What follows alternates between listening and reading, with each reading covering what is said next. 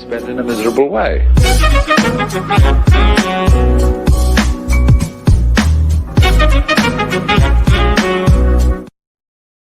U.S. news: when it's this cold, Chicago sets its train tracks on fire. Chicago residents are a hardy bunch. They know how to keep. Chicago residents are a hardy bunch. They know how to keep, but what about when it's this cold?